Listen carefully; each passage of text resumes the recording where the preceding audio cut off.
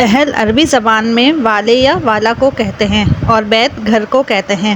چنانچہ اہل بیت کے معنی گھر والے۔ قرآن مجید کی اصطلاح کے مطابق اہل بیت سے مراد حضور اکرم صلی اللہ علیہ وآلہ وسلم کا گھرانہ ہے، جس میں حضور اکرم صلی اللہ علیہ وسلم کی آل پاک اور ازواج مطہرات اور اولاد شامل ہیں۔ قرآن کریم نے آپ صلی اللہ علیہ وآلہ وسلم کی ازواج مطہرات کو امہات المومنین یعنی تمام مومنین کی ماں قرار دیا ہے۔ پیغمبر صلی اللہ علیہ وآلہ وسلم کی ازواج مطہرات مومنوں کی مائیں ہیں۔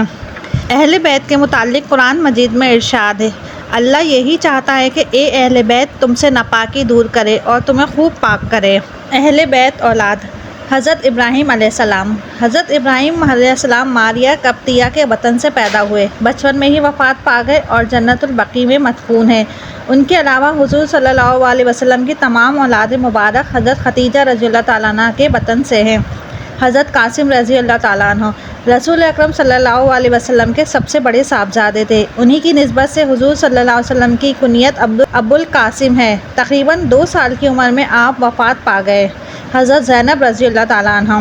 حضرت زینب حضور صلی اللہ علیہ وسلم کی سب سے بڑی بیٹی تھی، جو اعلان نبوت سے 10 سال قبل پیدا ہوئی۔ 8 ہجری میں حضرت سیدہ زینب رضی اللہ تعالیٰ عنہ نے رحلت فرمائی۔ جنت البقیع مدینہ منورہ میں مدفون ہے۔ حضرت رقیہ رضی اللہ تعالیٰ عنہ حضور اکرم صلی اللہ علیہ وسلم کی اولاد میں دوسری صاحبزادی تھی۔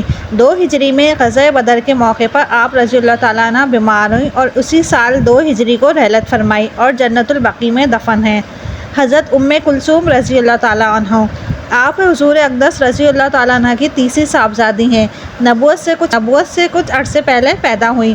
سیدہ ام کلثوم نے شعبان 9 ہجری میں رحلت فرمائی اور مدینہ منورہ جنت البقیع میں انہیں دفن کیا گیا۔ حضرت عبداللہ آپ رضی اللہ تعالیٰ عنہ حضرت خدیجہ رضی اللہ تعالیٰ عنہ کے وطن سے حضور اکرم صلی اللہ علیہ وسلم کے دوسرے صاحبزادے تھے، جو بچپن میں ہی وفات پا گئے تھے۔ حضرت فاطمۃ الزہرا خاتون جنت سیدہ فاطمۃ الزہرا تمام نبیوں کے سردار نبی اکرم خاتم النبیین صلی اللہ علیہ وسلم کی نہایت پیاری صاحبزادی تھی۔ حضور اکرم صلی اللہ علیہ وسلم نے ارشاد فرمایا، فاطمہ میرے بدن کا ٹکڑا ہے، جس نے اسے ناراض کیا اس نے مجھے ناراض کیا۔ مستند روایت کے مطابق آپ رضی اللہ تعالیٰ عنہ کی پیدائش کئی القابات تھے، جس میں سیدۃ النساء اہل جنہ، سیدۃ النساء العالمین، زہرا، بتول، ام علائمہ اور ام الحسنین مشہور ہیں۔ آپ صلی اللہ علیہ وسلم نے فرمایا، وہ دنیا اور آخرت میں عورتوں کی سیدہ سردار ہیں۔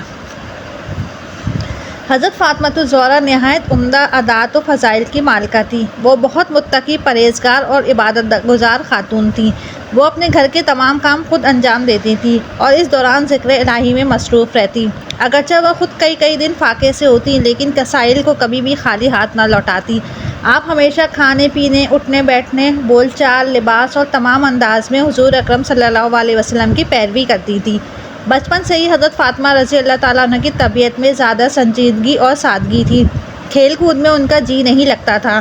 ان کی یہ سادگی، فہم اور عقل مندی ان کے والد حضرت محمد صلی اللہ علیہ وسلم کو بہت پسند تھی۔ حضرت فاطمہ رضی اللہ تعالیٰ عنہ آپ صلی اللہ علیہ وسلم کی خدمت میں حاضر ہوتی تو آپ صلی اللہ علیہ وسلم ان کے استقبال میں کھڑے ہو جاتے تھے۔